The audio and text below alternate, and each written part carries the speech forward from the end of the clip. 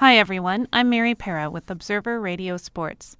The Ottawa Senators take on the Pittsburgh Penguins tonight in Game 2 for the conference quarterfinals. The Senators will try for a win after a close 5-4 game Wednesday. They won despite a shaky start in the first period. Both are going in tonight with missing players. Senator forward Milan Michalek is going for surgery because of a torn ACL, and Penguins goalie Brent Johnson is off due to illness. The teams will play each other 4 times during this round. A little bit of good news for Toronto hockey, for one player at least. Jonas Gustafsson just signed a 2-year contract with the Maple Leafs. Gustafsson's had heart surgery twice this year, and he's taken time off because of a groin injury. But despite this, he ended the season with 7 straight wins. He'll also be playing in the World Hockey Championships in Germany. And on to the not-so-impressive Toronto athletes. Raptor Hedo Turkoglu apologized to fans yesterday for his part in this season's shortcomings. He's got 4 more years on his contract, but his performance has really gone downhill since coming here last year. Of course, there's still no word if Chris Bosh will stay with the Raptors. There was enormous speculation about this yesterday, with Bosh saying he didn't know what he was going to do now that he's a free agent. He's the franchise leader in points and rebounds. And for some good news in the basketball world, for one Toronto high school, the Eastern Commerce Saints High School senior boys team is off to the provincial championships for the 3rd time in as many years. The final game of the city championships took place in the Care Centre at Ryerson University. As the Observer's Dan Heyman reports, it was a hard-fought battle until the bitter end.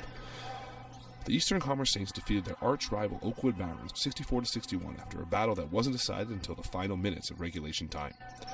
After heading into the half with a commanding 11-point lead, the Saints allowed the Barons to battle back and reduce the lead to 6 points at the end of the 3rd quarter. But head coach Kevin Jeffers knew his boys had it in them.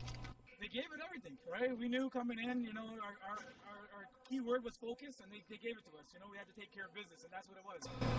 Cam Robertson is one of only 2 returning seniors on this year's squad.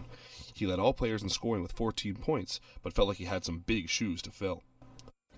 Yeah, it was a good game, Last year, we won it, but this year, we had to step it up. We lost to Oakwood in the season, and we beat them in the South region. So it's kind of like a rubber match between the two, so it feels good. The next step is the provincial championship. With only 2 returning players from last year's squad, Coach Jeffers knows it's going to be a challenge, but he has confidence in his team.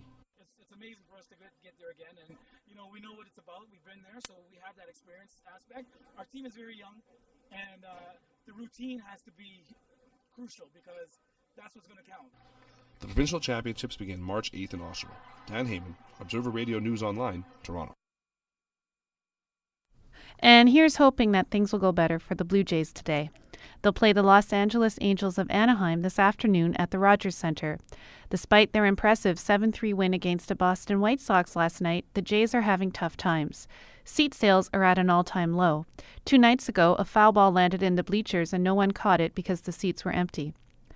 Third baseman Edwin Encarnacion will be out for a short time because of a sore arm, and second baseman Aaron Hill will be off for 15 days because of a tender hamstring.